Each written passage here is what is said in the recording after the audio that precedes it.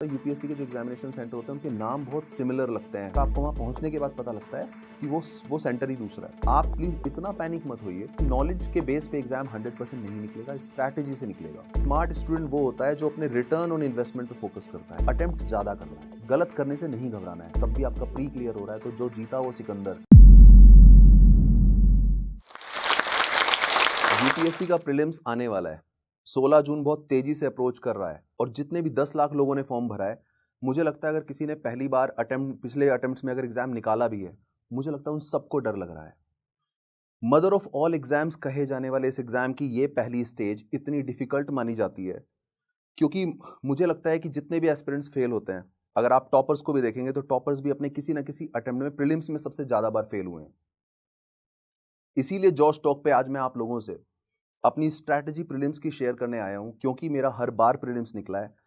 और अगर आप इस स्ट्रैटेजी को फॉलो करेंगे तो वो दिन जो एग्जाम का दिन है वो भी अच्छा जाएगा। हेलो डियर स्टूडेंट्स, मेरा नाम सचिन जैन है और मैंने सिविल सर्विसेज को दो दो बार क्लियर किया है। और जैसा कि मैंने अभी बताया कि प्रीलिम्स तो मैंने हर बार क्लियर किया है। अभी फिलहाल मुझे लगता है 90% से ज्यादा लोगों को एक ही टेंशन है कि एग्जाम क्लियर होगा या नहीं होगा। मुझे लगता है आपको ऐसा लग रहा होगा कि जो आपने पढ़ा है वो पेपर में नहीं आएगा। आपको ऐसा भी लग रहा होगा कि अगर पेपर में वो आ भी गया तो शायद आप भूल जाएंगे। अगर मैं आपको बताऊं कि ये दोनों बातें होंगी और तब भी आप यूपीएससी का प्रीलिम्स क्लियर करेंगे अगर आप अपने आप में थोड़ी स्ट्रैटेजी फॉलो करेंगे। अब जितने भी दिन यूपीएससी के प्रीलिम्स के लिए बचे हैं, आप लोगों को इन दिनों में क्या नहीं करना है और क्या करना है, अगर आप उसको ध्यान से फॉलो करेंगे तो आपकी जो तैयारी है इन बचे हुए दिनों की भी बेहतर होगी और आप उस दिन भी अच्छा परफॉर्म करेंगे। तो सबसे पहले जो मैंने नोटिस किया है, मेरे खुद के कोचिंग के स्टूडेंट्स और बाकी जो स्टूडेंट्स हैं मुझसे हमेशा पूछते रहते हैं कि सर हम कितनी टेस्ट सीरीज ज्वाइन करें और हम कितने टेस्ट करें। सबसे पहले मैं आपको गाइड करूंगा कि अब जब तक आपका फाइनल एग्जाम नहीं होता तब तक आपको वीक में मैक्सिमम 3 टेस्ट देने हैं, 2 जीएस के और 1 सीसैट का। टेस्ट सीरीज देने के बाद मुझे लगता है आपको कभी भी अगर आपके नंबर कम आते हैं तो आपको बिल्कुल भी डरना नहीं चाहिए, आपको बिल्कुल भी पैनिक नहीं होना चाहिए। उसका रीजन क्या है, आप थोड़ा लॉजिक समझिए कि जितनी भी कोचिंग्स होती हैं वो अपनी टेस्ट सीरीज में कई बार जानबूझ के भी बहुत टफ क्वेश्चंस डालते हैं। उन टफ क्वेश्चंस को डालने का कारण ये भी हो सकता है कि आप थोड़ा डरें और उनके किसी प्रोडक्ट को खरीदें। लेकिन अगर मैं आपको यूपीएससी की स्ट्रैटेजी बताऊं तो एक्चुअल एग्जाम में अगर 100 क्वेश्चंस आते हैं तो 100 क्वेश्चंस में से 30-40 क्वेश्चंस इजी होते हैं, 30-40 क्वेश्चंस मॉडरेट होते हैं और डेफिनेटली 20 क्वेश्चंस होते हैं जो बहुत डिफिकल्ट होते हैं। तो आप अगर पूरे पूरे 100 क्वेश्चंस को देखेंगे तो आपकी कट ऑफ क्लियर करने लायक इजी क्वेश्चंस हर साल आपको मिलेंगे। तो टेस्ट के रिजल्ट से आपको अननेसेसरीली परेशान नहीं होना है। एक कुछ बच्चे अभी भी मेरे पास आते हैं और नए नए स्टडी मटेरियल को लेके आते हैं कि सर अब ये मार्केट में नई कोचिंग की बुकलेट आई है, ये नई करंट अफेयर्स की मैगजीन आई है। उसके लिए भी मैं स्ट्रिक्टली आपको बोलूंगा जितने भी दिन बचे हैं उसमें आप लोग बिल्कुल भी कोई भी नया स्टडी मटेरियल बिल्कुल नहीं करेंगे। उसका रीजन ये है क्योंकि कोई भी मटेरियल को पढ़ने के बाद उसको रिवाइज करना पड़ता है। अगर आपने उसको रिवाइज नहीं किया तो उसकी यूटिलिटी एग्जाम के लिए जीरो है। तो अभी आप क्या करेंगे, जो आपने पुराना खुद का स्टडी मटेरियल है, जिसको आपने अंडरलाइन किया है, जिसको आपने खुद के नोट्स बनाए हैं, आपको सिर्फ वो रिवाइज करना है अब, क्योंकि अब दिन काफी कम बचे हैं। तीसरा, बच्चे काफी कंफ्यूज रहते हैं कि अभी किन सब्जेक्ट्स पे फोकस करना है। तो मैं आपको इसमें भी क्लियर कट बताता हूं। पहले तो ये जानिए कि आपको प्रीलिम्स में टोटल कितने सब्जेक्ट्स पढ़ने हैं। मुझे लगता है प्रीलिम्स में आपको टोटल 10 से 12 सब्जेक्ट्स पढ़ने हैं। Polity, economy, geography, modern history, environment, current affairs, international relations, science, disaster management, art and culture, ancient history, medieval history, ये 10-12 सब्जेक्ट्स हैं। और उसके अलावा सीसैट, यानी कि 12-13 सब्जेक्ट्स हैं जो टोटल आपको पढ़ने हैं। अब इन कम दिनों में आपको कौन से सब्जेक्ट्स हैं जिन पे फोकस करना है और कौन से सब्जेक्ट्स हैं जिनको आप अवॉइड कर सकते हैं। अगर आपका पहला अटेम्प्ट है तो आप सब कुछ नहीं कर सकते। तो इसलिए आप क्या करेंगे, मुझे लगता है जो सबसे प्रायोरिटी वाले एरियाज हैं, एक तो सीसैट को बिल्कुल इग्नोर नहीं करना है क्योंकि पिछले 3-4 सालों से सीसैट के स्कोर की वजह से जो अच्छे अच्छे रैंकर्स हो सकते थे या जिनका अच्छा स्कोर जीएस में था वो भी क्लियर नहीं कर पाए। तो सीसैट को तो बिल्कुल अवॉइड नहीं करना है इन बचे हुए दिनों में। दूसरा, आपको पहले 5 या 6 सब्जेक्ट्स जीएस के बिल्कुल अवॉइड नहीं करना है। Polity, economy, geography, modern history, environment and then current affairs. मुझे लगता है कि स्मार्ट स्टूडेंट वो होता है जो अपने रिटर्न ऑन इन्वेस्टमेंट पे फोकस करता है। रिटर्न ऑन इन्वेस्टमेंट का मतलब क्या है कि आप कम टाइम लगाएं और स्कोर ज्यादा लें। अगर आप बहुत ज्यादा मेहनत करके कम स्कोर ले रहे हैं, फॉर एग्जांपल अगर आप बहुत ज्यादा मेहनत कर रहे हैं किसी ऐसे सब्जेक्ट में जहां से क्वेश्चंस कम आएंगे, जबकि आपको उस सब्जेक्ट पे मेहनत करनी चाहिए जहां पे आप कम मेहनत करें लेकिन क्वेश्चंस ज्यादा आएंगे। तो मैंने जो आपको लिस्ट बताई है, इन सब्जेक्ट्स पे अगर आप फोकस करेंगे, हाँ, अगर आपको लगता है कि ये सब्जेक्ट्स आपके रेडी हैं, तब आप बाकी subjects for example art and culture, ancient और मेडिएवल कर सकते हैं। और आपको इस तरीके से भी नहीं जाना है कि यूपीएससी में किसी पर्टिकुलर ईयर में अगर कुछ क्वेश्चंस किसी सब्जेक्ट से ज़्यादा आए हैं तो इस साल वो आएंगे। यूपीएससी में हर साल किसी पर्टिकुलर सब्जेक्ट से ज़्यादा क्वेश्चन आते हैं, अगले साल वो नहीं आते। एक और नई प्रॉब्लम है कि कुछ बच्चों की स्लीपिंग साइकिल भी इस मोमेंट पे आके बिगड़ जाती है। कुछ बच्चे तो बिल्कुल पढ़ना ही छोड़ देते हैं डर की वजह से, कुछ लोग बहुत ज़्यादा पढ़ने लगते हैं। फॉर एग्जाम्पल कुछ लोग 14-16 घंटे पढ़ने लगते हैं, जो कि फिजिबल नहीं है, जो कि सस्टेनेबल नहीं है। मैं हमेशा रिकमेंड करता हूँ 10 से 12 घंटे पढ़िए। और जो सोने का टाइम है, मैं रिकमेंड करूंगा, वो आपकी पर्सनल चॉइस है कि आप किस टाइम सोते हैं, बट मेरे हिसाब से अगर आप 11 बजे सोते हैं और 6 बजे उठते हैं, ये 7 घंटे, तो आपकी पूरी यूपीएससी जर्नी काफ़ी आसान हो जाएगी। मैं ऐसा क्यों बोल रहा हूँ? क्योंकि आपको जब भी यूपीएससी में एक्चुअल एग्जाम देने जाना है, उस टाइम पे जो एग्जाम होगा वो दिन में होगा, और अगर आपको दिन में सोने की आदत है तो आपका परफॉर्मेंस हो सकता है कि उस टाइम पे थोड़ा बिगड़ जाए। तो जो बच्चे कोशिश कर सकते हैं 11 से 6 की, वो पूरी पूरी की पूरी प्रिपरेशन जर्नी में, मुझे लगता है उनको बाद में एग्जाम डे में कोई दिक्कत नहीं होगी। एक और प्रॉब्लम बहुत ज़्यादा आती है कि बहुत सारे बच्चे आजकल किसी भी बहुत ज़्यादा सोर्सेज से पूछना चाहते हैं कि मुझे क्या करना है। मुझे लगता है इस टाइम पे कोई भी नई सलाह भी आपको नहीं लेनी चाहिए। अब मैं आपको कुछ पॉइंट्स और भी बता देता हूं कि एग्जाम के दिन क्या करना है। एग्जाम के दिन अगर जैसा मैंने बताया आपको कि आप जल्दी उठिए। एक चीज और है कि एग्जामिनेशन सेंटर, यूपीएससी के एग्जामिनेशन सेंटर को आप पहले दिन देख के आए, क्योंकि कई बार ऐसा होता है यूपीएससी के जो एग्जामिनेशन सेंटर होते हैं उनके नाम बहुत सिमिलर लगते हैं। कई बार नाम होता है राजकीय विद्यालय, राजकीय कन्या विद्यालय, राजकीय बाल विद्यालय, और कई बार लेकिन वो होते हैं 2-2 किलोमीटर दूर, 3-3 किलोमीटर दूर, और आप वो सोचते हैं कि नाम सिमिलर है, गूगल में लोकेशन डाल के आप पहुंच जाएंगे, बट ऐसा नहीं होता। कई बार आपको वहां पहुंचने के बाद पता लगता है कि वो सेंटर ही दूसरा है। अगर आपने इतने टाइम से मेहनत की है तो वो सारी की सारी मेहनत वेस्ट हो जाएगी अगर आपने एग्जामिनेशन सेंटर में पहुंच के पैनिक हो गए, किसी गलत सेंटर में पहुंच गए। तो मैं आपको ये रिकमेंड करूंगा सबसे पहले तो कि आपको एग्जामिनेशन सेंटर पहले देखना है। उसके बाद सुबह उस दिन जल्दी उठ के आपको एक लाइट ब्रेकफास्ट करना है, लाइट कपड़े पहनने हैं उस दिन आपको वाटर बोतल, लंच खुद लेके जाना है। उस दिन आपको पेन, एडमिट कार्ड, सब कुछ आपका रेडी होना चाहिए। कई बार एग्जामिनेशन सेंटर में आपको ये सब चीज़ें नहीं मिलती हैं। ये छोटी छोटी प्रिपरेशन भी आपको उस टाइम पे पैनिक होने से बचाएंगी। एक चीज़ और मैं आपको बताता हूँ, दिल्ली में प्रीलिम्स के दिन मेट्रो में बहुत ज़्यादा भीड़ होती है, जो कि आप नॉर्मल डेज में नहीं देखते हैं।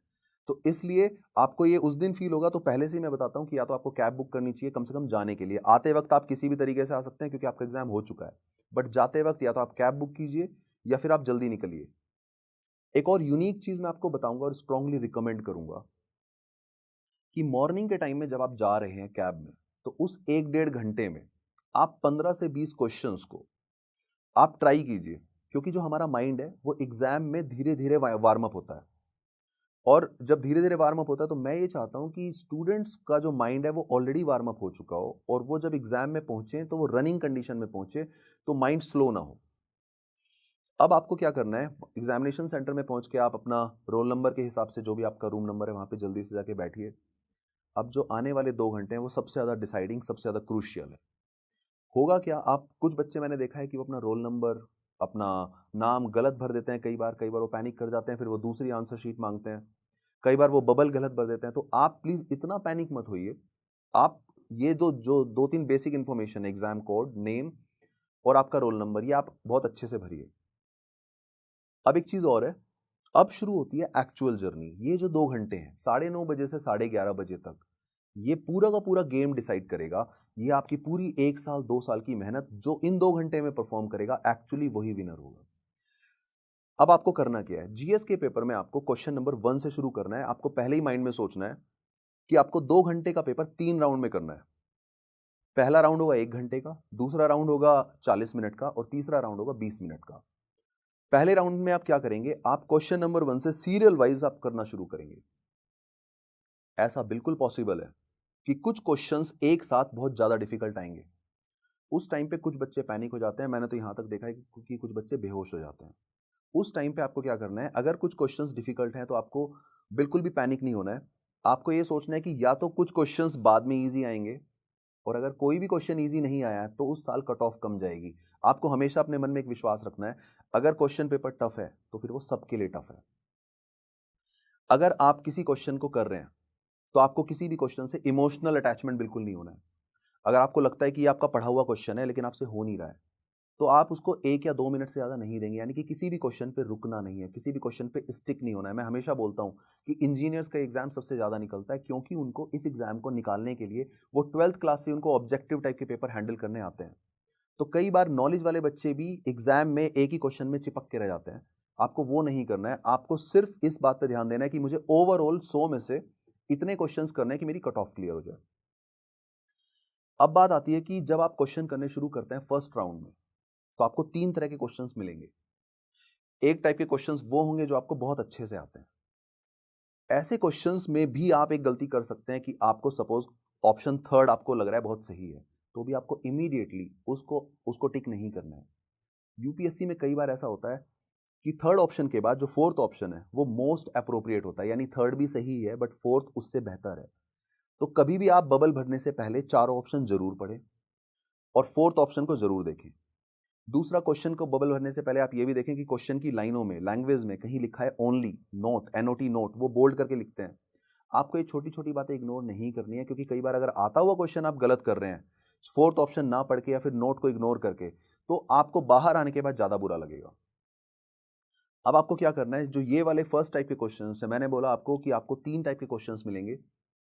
एक टाइप के क्वेश्चंस होंगे जो आपको पूरी तरह से आते होंगे, एक टाइप के क्वेश्चंस होंगे जो आपको पार्शियली आते होंगे, जिनमें आपको 1 या 2 स्टेटमेंट आती हैं, और कुछ टाइप के क्वेश्चंस ऐसे भी होंगे जिनमें आपको कुछ नहीं आता है।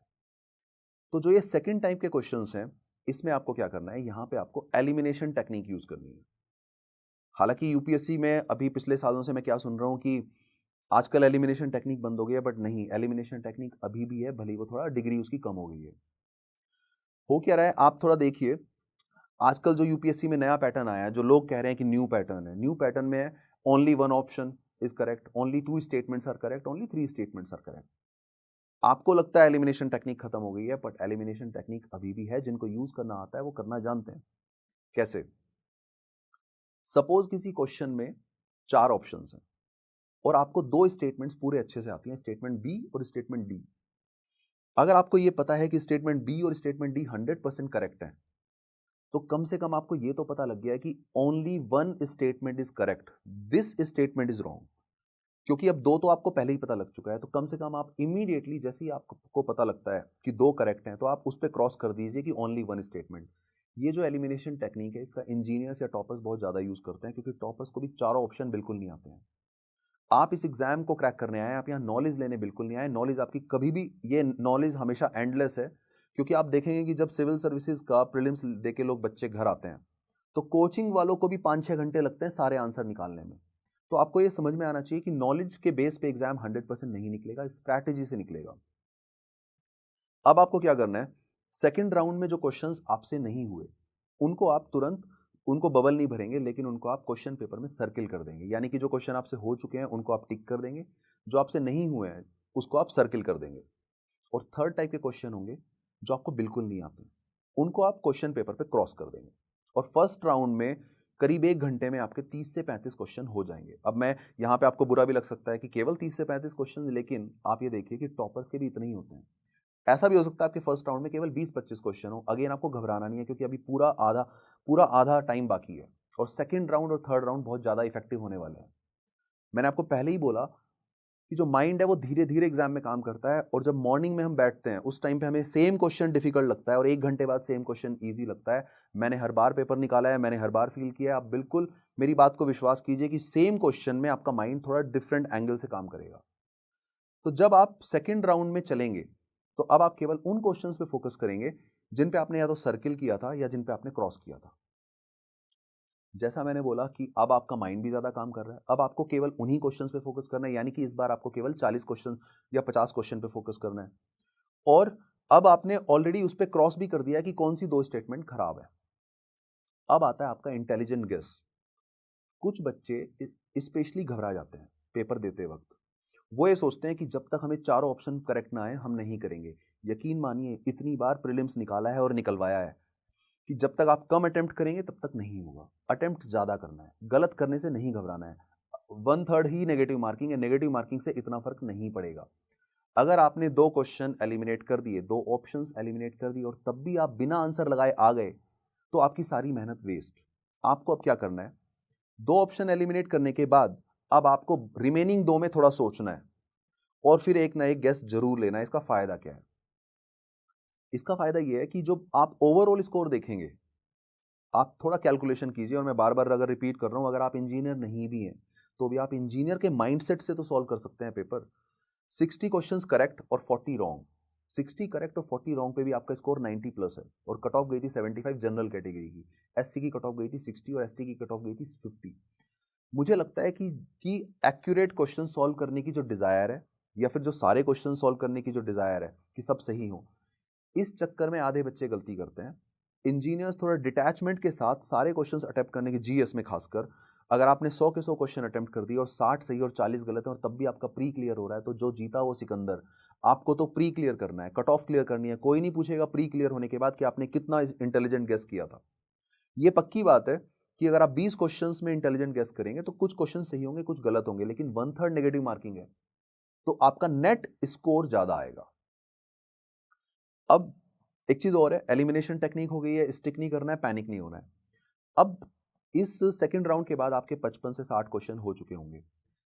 अब जो थर्ड राउंड है वो लास्ट के 20 मिनट बचे हैं, और अगेन ये भी मोस्ट क्रूशियल है। आप खुद महसूस करेंगे, और ये वाली बात जो मैं आपको बता रहा हूं ये आप टेस्ट सीरीज में भी ट्राई कर सकते हैं, कि अब आपको सारे क्वेश्चंस जो रिमेनिंग है, जिन पे क्रॉस हो रखा है, उनको देखिए, और आप बचे हुए क्वेश्चंस में से अगेन जितने क्वेश्चंस मैक्सिमम कर सकते हो बिना डरे, क्योंकि डरना खेल है करेज का। अगर आप बार बार डर रहे हैं और सोच रहे हैं केवल मैं सही क्वेश्चंस करूंगा, तो नहीं होगा।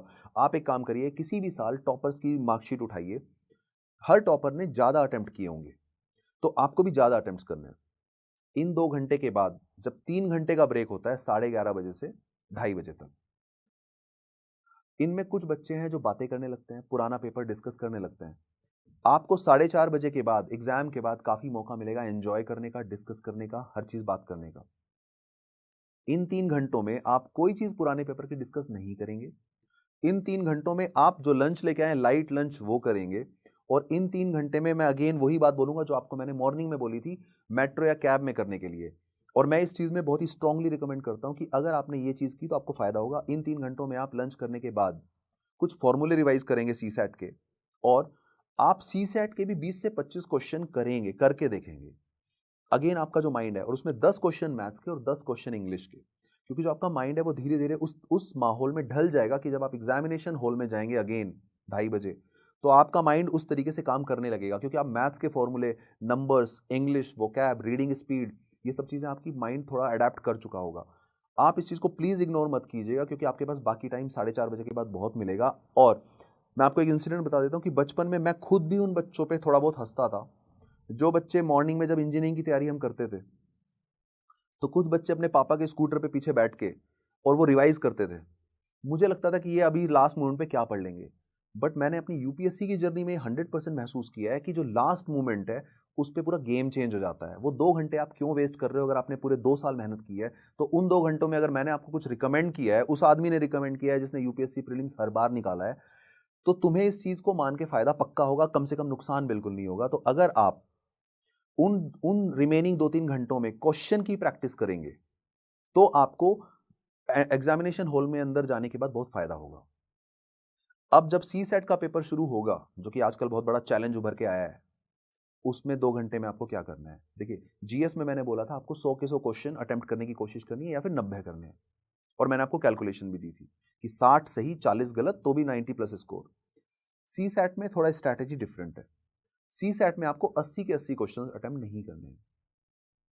सी सेट में आपको करना है, मैं कहूंगा 55 से 60 क्वेश्चन, यानी कि यहाँ पे 20-25 क्वेश्चन आप छोड़ सकते हो। और यहाँ पे भी वही कैलकुलेशन है, और आपको कैलकुलेशन सुन के बहुत आश्चर्य होगा, क्योंकि मैं बार बार बोल रहा हूँ, इंजीनियर्स पहले से कैलकुलेट करके जाते हैं कि गलत होने दो, गलत होके भी सिलेक्शन हो रहा है तो हमें ऐसे गलत करने चाहिए। 60 क्वेश्चन अटेम्प्ट करो, 35 सही 25 गलत, 35 करेक्ट 25 रॉन्ग, तब भी आप कट ऑफ क्लियर कर रहे हैं। 35 करेक्ट 25 रॉन्ग, तो अब इसको आप थोड़ा कम भी कर सकते हैं, 50 से कम भी आप अटेम्प्ट कर सकते हैं, अराउंड 50 आप अटेम्प्ट कर सकते हैं। लेकिन आप ये सोचिए कि अब सी सेट में अगर आपने थोड़ा भी अच्छा काम किया है, सी सेट में मैंने जीएस से 2 चीजें डिफरेंट बोली हैं, 2 या 3 चीजें। पहला, जीएस में आपको मैक्सिमम क्वेश्चंस अटेम्प्ट करने हैं, लेकिन सी सेट में आपको 50 से 60 क्वेश्चंस अटेम्प्ट करने हैं। जीएस में आपको क्वेश्चन नंबर 1 से सीरियली चलना है, सीसैट में आपको केवल वो क्वेश्चंस पहले करने हैं जिनमें आप बेहतर हैं। और पॉइंट ये है कि जब आपका जो स्कोर है, सीसैट में आपको सिर्फ कट ऑफ क्लियर करनी है। अगर आप ये दोनों चीजें फॉलो करेंगे तो आपका सीसैट भी क्लियर होगा। सीसैट को क्लियर करने के बाद या फिर जितने भी अटेम्प्ट्स हैं आपने पूरा अगर अच्छे से किया है, उसके बाद सीसैट में आपको सिर्फ 2 ही राउंड काफ़ी है।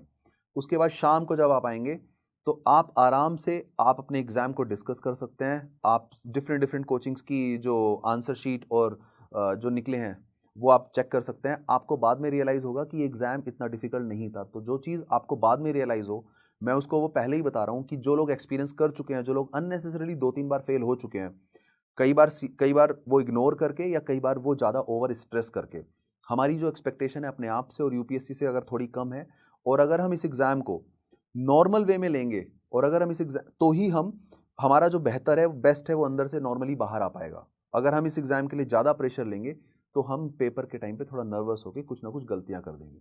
तो मुझे पूरी उम्मीद है कि इन 15-20 मिनट की टॉक को अगर आप सुनेंगे, तो आपको इन जो बचे हुए दिनों में भी काफ़ी अच्छा लगेगा। आपकी तैयारी आपको काफ़ी बेहतर महसूस होगी और उस दिन अगर आपने जो मैंने बातें बताई अगर वो फॉलो करेंगे, एक-एक चीज़ प्रैक्टिकली मैंने जो महसूस की थी और जो मैंने रियलिस्टिक और प्रैक्टिकल एडवाइस आपको दी है, तो आपका स्कोर बहुत तेज़ी से बढ़ेगा भी और एट लीस्ट आप उतना स्कोर ज़रूर कर पाएँगे, जिससे आपका सिलेक्शन हो जाए। I wish you all the best. Thank you very much.